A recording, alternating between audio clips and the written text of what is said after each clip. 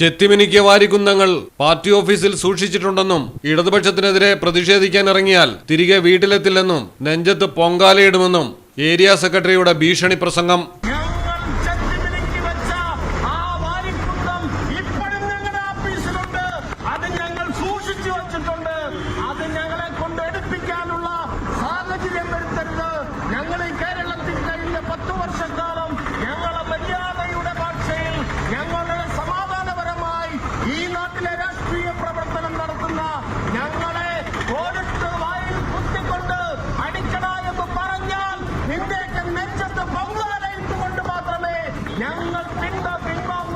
ഇടുക്കിയിലാണ് സംഭവം. CPIM Peermade area secretary S സാബുവാണ് കുമളിയിലെ പാർട്ടി പരിപാടിയിൽ കൊലവിളി പ്രസംഗം നടത്തിയിരിക്കുന്നത്.